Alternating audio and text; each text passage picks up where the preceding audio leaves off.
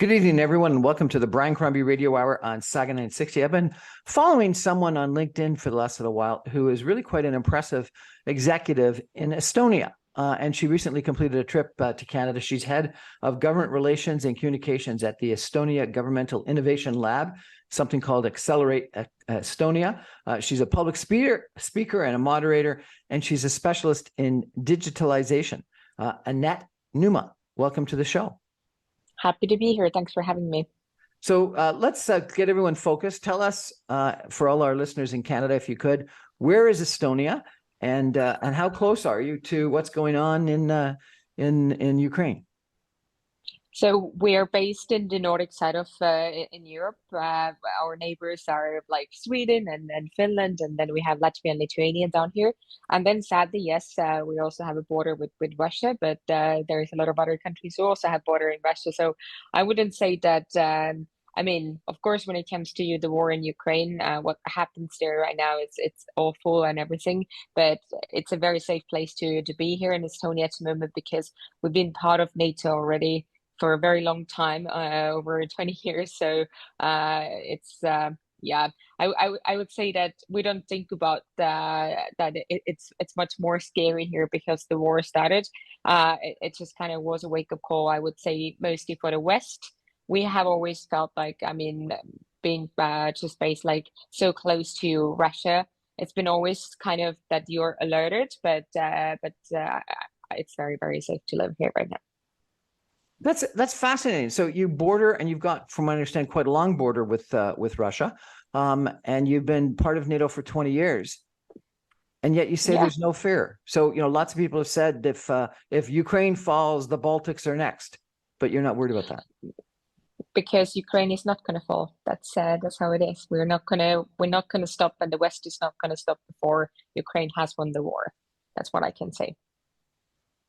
Well, that's a really positive attitude. I understand Estonia has been very helpful to Ukraine in the war. And that's the same case for Canada, actually. I mean, there is a lot of Canadian soldiers also here. Not in Estonia, they used to be also here, but in Latvia. So there is a massive collaboration in NATO, and I got to say that NATO has never been as strong as it is today. And I actually had one conversation with I was in Paris for one security conference this year, and there was one US general that was sitting on my dinner table, and he was exactly asking the same, and he was like, "Oh, you're from Estonia? That must be very scary to live there right now." And I was like, "I'm sorry, like what do you mean?" And then it's like, "Yeah, you have Russia just next to you." And I was telling the US general that Russia also has a border with you. I mean, when you think about also like with US, they also have a border with Russia. So for like since the 24th of February 2022, when the war started, I mean, for Russia, it's Russia and the rest of the world. It's not even anymore that there is like Eastern Europe or something. It's as simple it is. So if they're gonna start something here, it doesn't mean that we're going to fall, but it's also the entire NATO, and that automatically means the World War III. So that's kind of how simple we take it right now. So you do not believe there's any concern about Russia attacking the Baltic states? No. There's lots of concerns in the United States in regards to Republicans taking control of Congress, a new president, President Trump, getting elected, funding for Ukraine going down, lots of reports that what Putin's strategy is to just wait out the West and their lack of patience, and that the support will disappear and that'll change things. You're confident that that won't happen? We are very confident that this will never happen. As I said before, NATO has never been as strong as it is today. Also having Sweden and Finland joining NATO as well. We're surrounded by all the other NATO allies here. So, I mean, seriously, I'm very positive about this. I mean, not that I would say that I'm positive about what's happening currently in Ukraine, because I don't see an ending for this. That's the worst part. It's just like there are no signs that Russia is planning to, just give it up or like, but at the same time also they are starting to lack of resources as well. the only thing that I feel very scared about is that all the deals and everything that they have with some of the other, like China, for example, and like the relationship becoming stronger from that side of the world. But at the same time, I mean, it's important to everybody that Ukraine stands and will win this war. Otherwise, we would see if we'll say in a point that we're going to start um, collaborating with Russia again. I mean, especially the Western world, and saying that we're going to start again, like economic relations and everything. Then we're going to be in trouble. That's the worst scenario for Estonia, actually. If we're going to kind of forgive Russia what they have done, then they kind of get the message that this was okay what they did, and then they can take the next mission that they would just take some time, also earn more of the resources. But yeah, so Estonian message has always been that we can't forgive Russia what they have done now. So, when the USSR existed, Estonia obviously had a very close relationship with Russia, and a lot of trade and other things. Tell me, how was Estonia developed in the last 30 years? So in 1991, when we finally restored our independence, so we were never part of the Soviet Union. We never ever have been part of this. We were occupied. That's how simple it is. So it was nobody's decision to be part of this organization, but they just, came and tried to destroy everything that Estonia was before for over 50 years. And since 1991, we've been doing everything to become more and more independent, also in terms of resources and how we do things, and becoming much more closer also to the Western world. But already in the early 90s, Estonia also realized that we're a very small state that really does not have natural resources. Our kind of, I would say, only resources are our people and our just the minds and the smartness that we have here. And then we started building a lot of things based on technology. And currently, Estonia is mostly well-known country in the world when it comes to using technology for providing e-government services. So 99.9% of our services are functioning fully online, which also helps us to do a lot of more collaboration with other states. And I would say that even being such a small nation, like we actually have much, I would say, stronger position also in other topics. So when I was in Canada, I actually had one of the meetings that somebody said that they think that Estonia does not understand itself, that how big of a soft power we have thanks to the government sector and then like the technology field.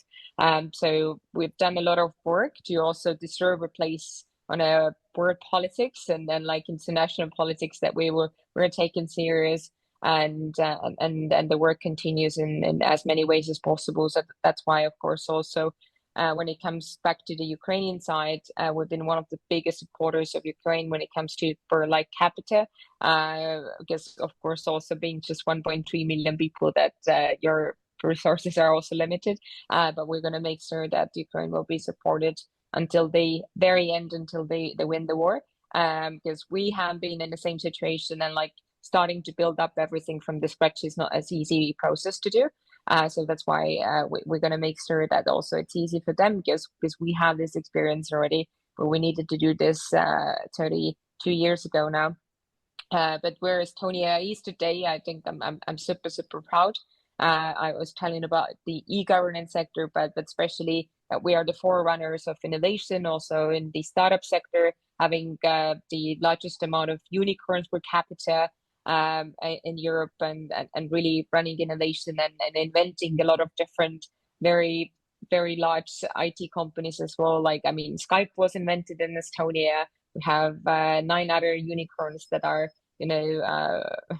running here. So I mean, if my friends have been visiting me here in Tallinn or just in Estonia, I'm always proud to show them around, because even the infrastructure and everything. So some of my friends even call this that they always feel when they come to Tallinn, it's a fairy tale land, and especially considering where we came from and how much we work to live in the society where we are right now. So one of the rationales some people think for Putin invading Ukraine was that he couldn't stand a successful democratic state on his border. Sounds like Estonia is already a successful democratic state on his border.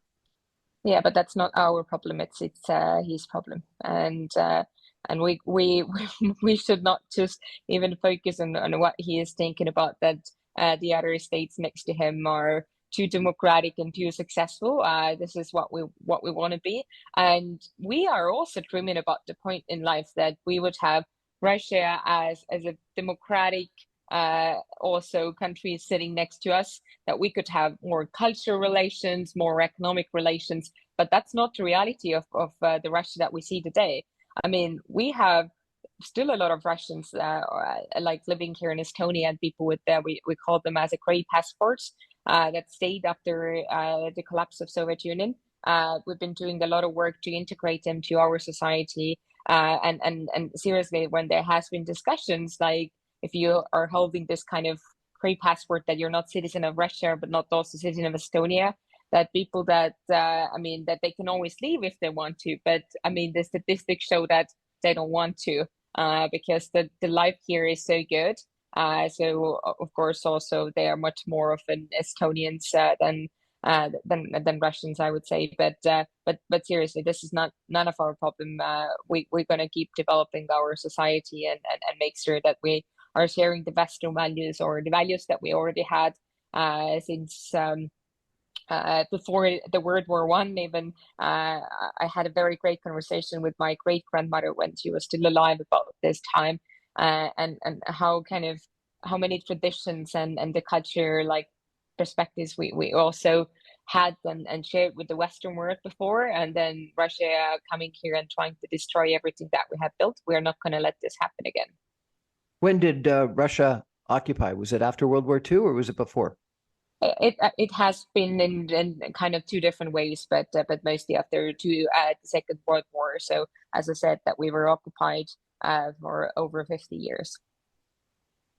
What a fascinating opportunity for us to chat with Anett Numa, the head of government relations and communications for the Estonia Governmental Innovation Lab, Accelerate Estonia, someone who obviously knows Estonia well, but also has just recently traveled to Canada and is a very frequent poster on LinkedIn about what she's doing and what some of her opinions are and what's going on in the Baltic states.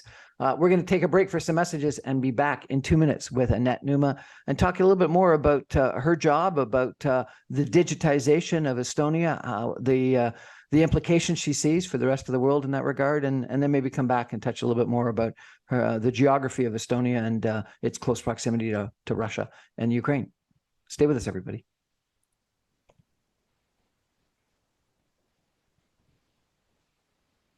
Welcome back, everyone, to the Brian Crombie Radio Hour on Saga 960. I'm really honored to be chatting with Anett Numa. She is calling into us today from Estonia. She is the head of government relations and communications of the Estonia Governmental Innovation Lab, Accelerate Estonia. She's a public speaker and a moderator on digitalization. And we've talked a little bit about the war in Ukraine and the proximity between Estonia and Russia. We'll probably come back and chat about that a little bit more. But let's turn, Anett, if we could, to your job. What do you do with Accelerate Estonia, and how are you trying to promote what the innovation economy is in Estonia? Yeah, so I actually have been working already in the last 6 years for government in different various positions, mostly again focusing on the cybersecurity and also just in larger scale like digitalization.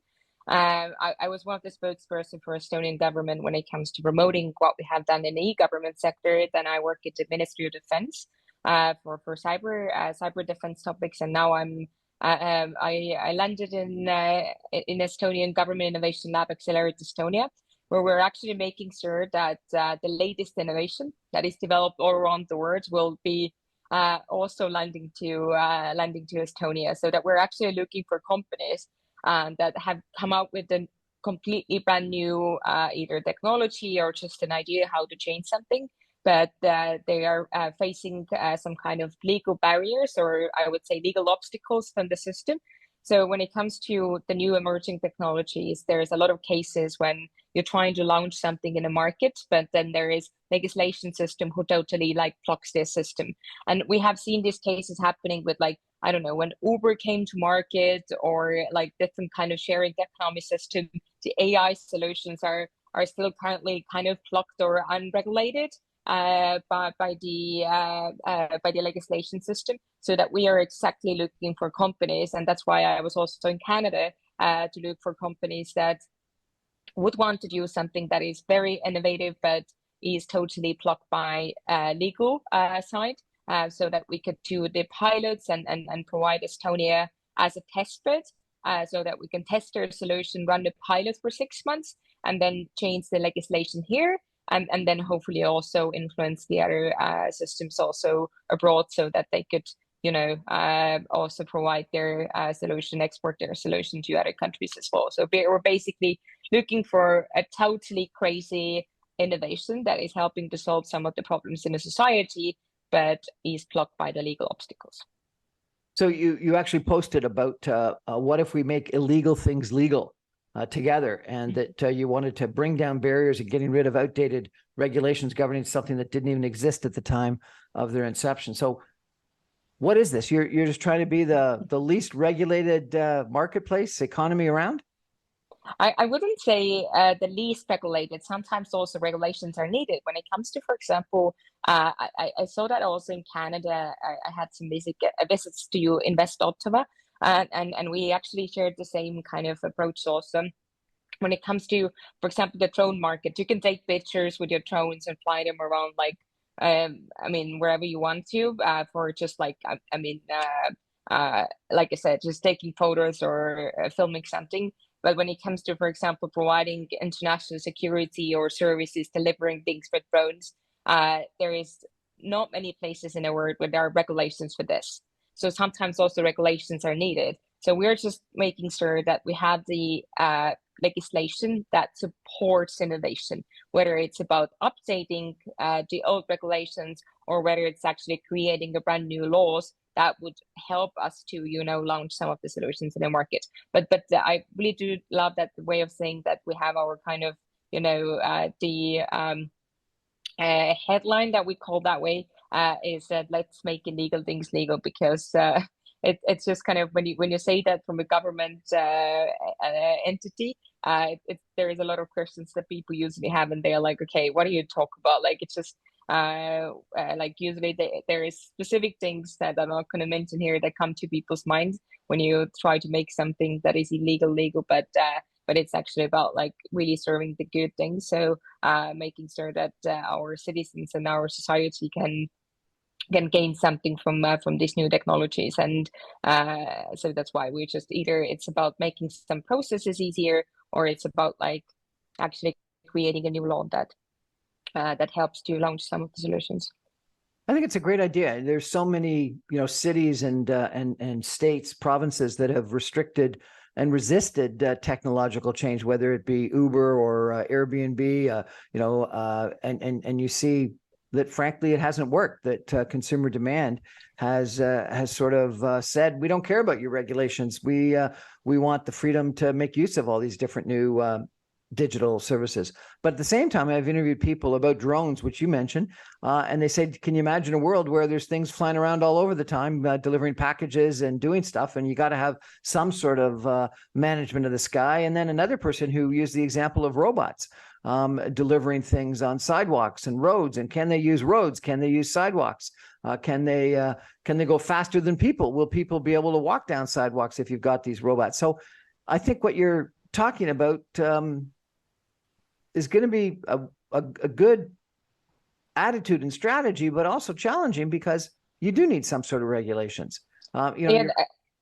And that's what I'm saying. That's what I'm saying. That we actually need new regulation for some of the new technologies, and especially as you pointed out, like we don't want to be also living in a society where drones can just easily run around and there is no kind of regulations in order to really control how they fly around, or again, in a way, it's just like how all these kind of new solutions are operating in the market, because we want to make sure it's also safe for the society, and that's why like I said before, it's either about like creating a new law or changing the old regulation that was created, and especially when it comes to very old democracies that like also like in US and Canada, some of the laws have been implemented 100 years ago when we had no idea that there is going to be ChatGPT or anything like this coming in the market one day. So that's why legislation needs some kind of updates as well. And especially in the traditional markets where this kind of changes of the laws are very hurtful processes, so that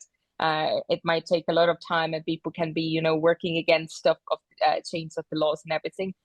So we are a government entity, and we just want to make sure that everything goes like very smoothly, that it's beneficial for the market.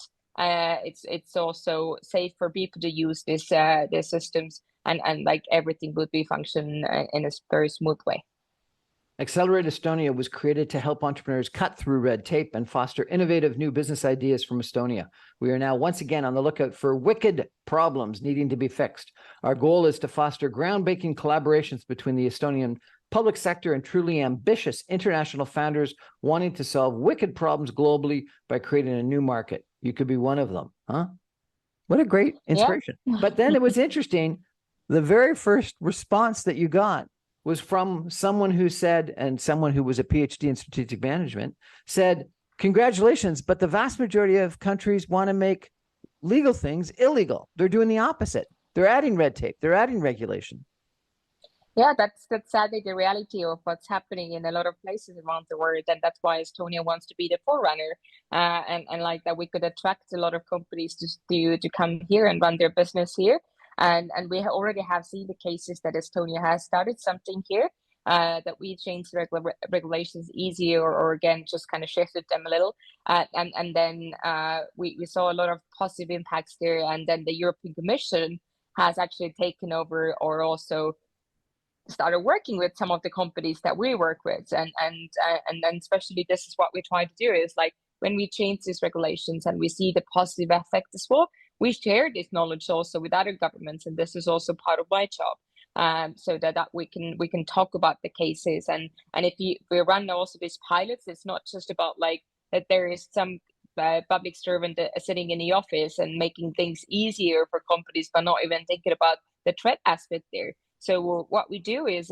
when we run these pilots, we actually also show the wrappers and like it's just the report stuff also a little later, so that people can also see okay what we actually in the service and things like this. So what we actually discovered during this piloting process as well, so that everything would be as transparent as possible for also for the society, because we're working on the R&D model, which means that all of this knowledge that we're getting from doing this like the pilot projects will also have to be available for the public, meaning also outside of Estonia, because we do most of this stuff also in English. You recently came to Canada. Tell me about your trip. Who did you visit? What'd you do? What'd you find? Yeah, like I said, I just came back from Canada a week ago. I was invited by the Canadian School of Public Services. Absolutely amazing people, and then we had 5 days of meetings, and every day was around like 12 to 14 hours workday.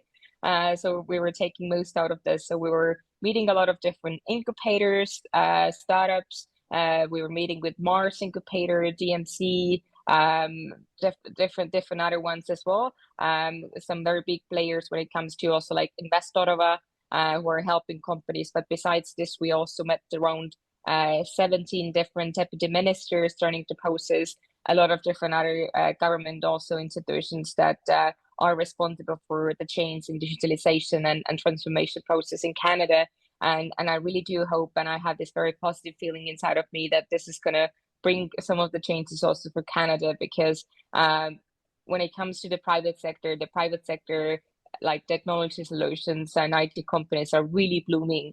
But I feel the government sector is somewhere lagging behind, because there's no such thing on a federal level as a leadership to really want to do these kind of transformations when it comes to providing online services to the society. So we were trying to especially change that mindset also from the government perspective, and the actions that I saw on people's eyes when we showed them what is possible here in Estonia, that how can you get everything done on one like platform, and again how secure it is when it comes to that. We're using blockchain solutions there, that everything is decentralized and encrypted. And how do we see this information moving, and also providing data tracker to the citizens so that they can even see who is tracking their information, and like who has been checking the data from the government side.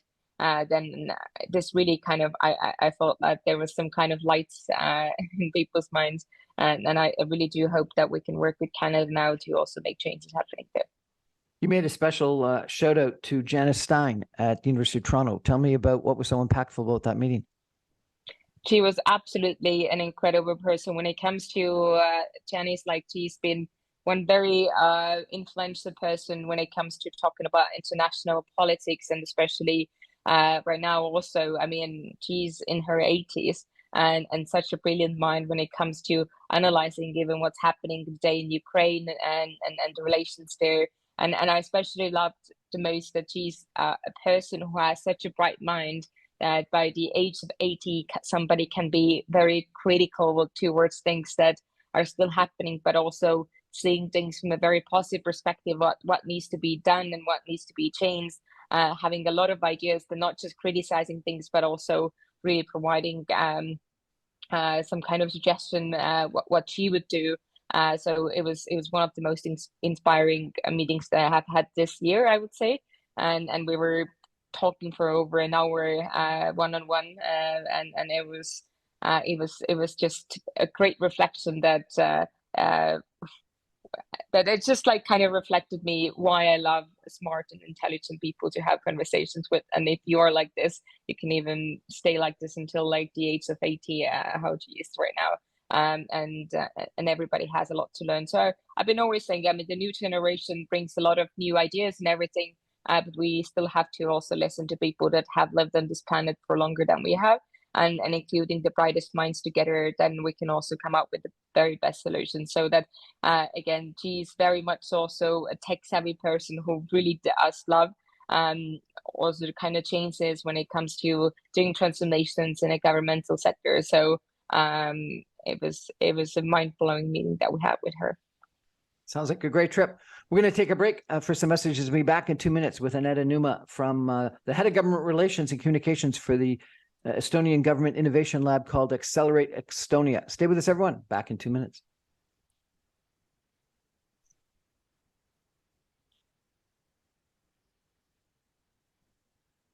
Welcome back, everyone, to the Brian Crombie Radio Hour on Saga 960. My guest tonight is Anett Numa. She is the head of government relations for the Estonia Government Innovation Lab called Accelerate Estonia. I have rarely met someone that's got more qualifications, and she's really quite impressive. I'm not going to be able to pronounce correctly these names, but maybe you can help me. You've got a bachelor's degree in political science and government from the University of Ljubljana? Yeah. But this was, yeah. You've got a bachelor's degree in political science and government from Tallinn University, a master's degree in European studies from the University of Tartu. Where's that? Yeah, it's the second biggest city of Estonia, and we actually call this our university city. So it's the oldest university that we have in Estonia. And then you've got a master's degree, the certificate of French and European studies at Sciences Po Lyon, Institut d'études politiques. So an impressive academic background. And then from a work standpoint, equally, if not frankly more impressive, you've got a position as a digital transformation advisor with eStonia, the International Cyber Defense Policy Advisor in the NATO and EU Department in the Ministry of Defense for Estonia, a founder of DigiStage Consulting, which talked about digitization, and now the head of government relations and communications with Accelerate Estonia. Really quite the impressive background. Thank you very much for joining us. And I see that you travel a lot and you're on stage a lot. What are you trying to achieve personally? Actually, like we started in the beginning, I'm actually super proud that I'm from such a small country, having just 1.3 million people. I could easily just jump to a private sector company with the knowledge that I have gained and my academia background, and earn four times more money than I do today. But I've been working almost my entire career in the public sector because I have a mission. I have a mission to make Estonia much bigger than even it is today. As I said, being very proud where you come from, you want to also make sure that we stay in an important positions also in the world politics. And my kind of mission is to make sure that every time that there is something important being discussed in international politics, the world politics, then Estonia will be always asked to be on the table. So I see my career continuing in diplomatic relations. And then I'm actually also dreaming about becoming the next Estonian foreign minister at one point. The next Estonian? Foreign minister. Foreign minister. Why foreign minister, not prime minister? Well, let's see. My grandfather also believes that I might be the next prime minister, but I'm trying to, just kind of keep it more realistic. But right now, I mean, Estonia, we do have a female prime minister in her early 40s, and then we actually have had even prime ministers in their early 30s in Estonia. So I wouldn't say that's difficult, but for me, especially like I'm extremely interested in world politics, and my background's in international relations, or actually my studies in France in Sciences Po. I focus on the French politics. So if anybody wants to discuss about what's happening in France, I've been always like super interested in the French politics, and again how much like a country's history is also influencing their today's politics, and when I see people discussing about like again the political systems or just kind of election results in different sides of the world, I always say that try to first of all learn their history, and then you will understand why things work in a specific way. And that's the same case for Estonia, but the French case especially very, very interesting. So what do you think about our international political situation today? We appear, some people fear to be moving into, two separate worlds, almost like a world war without the war happening, but two very different spheres of influence. NATO in the West, and Russia and China, and maybe a third being, India, etc., the non-aligned states. What's your assessment? Is this a positive move or a negative move? It is definitely one of the most difficult times that I have lived in. But I would say, and there was one person that I met during one of the conferences a few weeks ago that said a very nice sentence and said that this is the worst time that we have had, but also the best time. In a way, it's just like I mean, when it comes to how developed all the countries are, and then just again, how do you say that? Okay, so it's just like when it comes to the situation and the educational level of people or how well we live, that's the best time that we have ever had before. But when it comes to the international, like the politics, I think it's a very much of a time for a lot of changes also happening in the world politics and like where countries are standing. But like I also pointed out before, I think NATO really has never ever been as strong as it is today, and I think what really happened in Ukraine and when the war started in Ukraine last year, it really showed how united the entire NATO was, and still is as well. Just again, all these decisions that were made, and the support and everything, we would have never imagined that actually we can be as united as we are, and especially having given like new countries joining NATO, joining the process that there is a war. So definitely, we kind of understood who are our real friends since the start of the war in Ukraine, and but of course, it's worrying me a little bit as well, like what's currently happening between Russia and China and their relations, and of course also China and Taiwan. So there is a lot of kind of areas in the world that are facing some very difficult times. So if I would be able to predict what's going to happen in the future, I would, but I have absolutely no idea how this is going to go. Because we never saw that coming, and it's extremely difficult to predict when the war is going to end or what's going to be the next thing happening. There is a lot of different scenarios that we've been thinking and analyzing, but let's see. Year and a half, maybe even more than a year and a half of the war, and it doesn't appear to be over soon, as you mentioned. Have we made mistakes? You've talked about how NATO was strong, but NATO has not got directly involved in Ukraine. There's been issues in regards to munitions. There's been issues in regards to jets, airspace, etc. Are there things that you think that Ukraine has asked for that we should have agreed to and done? We should have just given them things much faster from the very beginning, because for a lot of countries in Europe as well, it took a lot of time in the very beginning because nobody really understood how serious the entire situation was.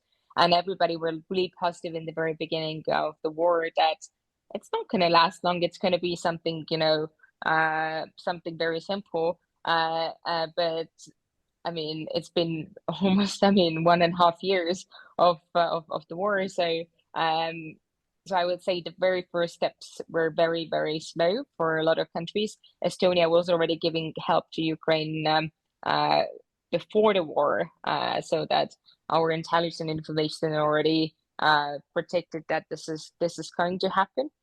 We knew that already that this is going to happen. It was just a matter of the time. But when it comes to our Western allies, it took a lot of time that somebody would actually believe us.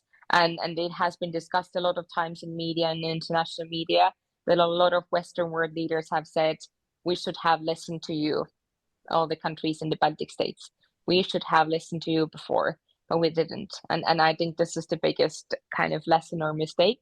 But do we feel good that the bigger states like US and UK or France are saying that we should have listened to you? No, it doesn't change the situation better. It just kind of proves that that maybe the next time that they would take us more serious when it comes to this, because we've been suffering because of that country next to us, and we kind of know how to think already. So Are you starting still again. Are you still trading with Russia? Is there much movement back and forth across the border? No, it's a complete zero. And besides this, of course, also I think it was last week that we also made a decision that we don't allow any kind of cars. Also, and when people like when they even have like Estonia passport, but just people like moving across the border that if they come with the Russian plates, they can't like come across the border anymore. So it is extremely difficult even to travel between Russia and Estonia today. It's very, very controlled, and there is no kind of collaboration in terms of the trade collaboration happening anymore. And we've been one of the forerunners when it comes to especially also encouraging everybody else to end everything. Then of course there's a lot of sanctions in Europe. So that you can't even do that, because otherwise you're gonna be in trouble. So right now it's zero tolerance when it comes to trading with Russia, and I feel like especially like I said before the war, there were a lot of countries who did a lot of collaboration with Russia already in the trade sector, and we actually kind of helped them to be prepared for the war. And this really needs to stop. When there is one positive thing that came out from this is also when it comes to the energy consumption side, is that we were so much dependent on Russia before the war. Right now it has shifted massively, and we are moving like very strongly towards being much more also energy independent from Russia, and using more of the renewable like resources than doing anything with these people there. You mentioned a sizable minority of Russians in Estonia. I read an article that said that they were still listening to Russian radio and TV, and were still very influenced by what was going on in Russia. Is that Russian minority population in Estonia a problem, we an have issue? Uh, I feel like we haven't done very good when it comes to integration. I'm admitting this, and I'm not gonna draw you a fairy tale picture here that they're like us, or just they're part of the society fully. We've been working with this very strongly, especially in the recent years. And when the war started, of course, also making sure that we don't provide access to Russian media, to television or something, so that if you compare again the news in Russian television and what we see in the Western world, it's completely different. So that's why also we've been investing a lot of money also by the national TV channels, that there would be a Russian language channel, but the information would be the same. So to especially start with education, and I'm a massive believer when it comes to providing a good education to people. And right now also, as it was possible for a lot of Russians to study in a Russian school, so that you were doing like things half and half, like half Estonian and half like Russian. So right now we are moving towards also making sure that there is no such thing even available anymore. So that all the kids already from the kindergarten to going to high school would have to study in Estonian. And then I think this is already when the mindset change is starting as well. But integration is important, and I feel like we should have started with this more classical changes much more earlier. I'm still very young in a way, as to again, I wasn't, I was born into already an independent Estonia, but I can imagine like how difficult it was from the very beginning in 1991. But the integration policies should have been different, because if it comes to the language skills, we also provide much more of an opportunities for Russians to really feel that they are part of our society. So not that they would be able to talk their own language and just operate in their own media room, where they get completely different information than we do here. Anett Numa, thank you so much for joining us today. It's been a real pleasure. It's been an honor chatting with you. Do you have a final message that you want to deliver to people in the Greater Toronto Area about what's going on in the world today? I would say that let's stay positive and really kind of enjoy what we all have like achieved by today, and focus on the part that we will make sure that our democratical system and everything that we believe in will stay. And the only way that we can do that is to really work together with our allies, and really trusting each other in this process as well, and supporting as much as possible. Because when it comes to being a member of NATO, the weakest link, the weakest country in NATO will define how strong we are. So that's why doing a massive international collaboration and supporting each other until the end of the days is the most important thing. And we are super thankful for all of our friends, because being from a very small country, we cannot do anything by ourselves and alone. So that's why we need friends, and we are making sure that we are also valuable partners whenever we talk about. Anett Numa, the head of government relations and communications at the Estonia Governmental Innovation Lab, Accelerate Estonia. Thank you so much for joining us today, telling us a little bit about your work, about digitization, about reducing government red tape and regulations, which is something that we need to adopt. There's just no question about that. But also for putting, Estonia, the Baltic states, the war in Ukraine, Russia, all in, a fascinating perspective. I really appreciate it. Thank you very much for having me. We're going to take a break, and I'm going to come back with my own concluding comments in just 2 minutes. Stay with us. Thank you very much, Anett. Thanks.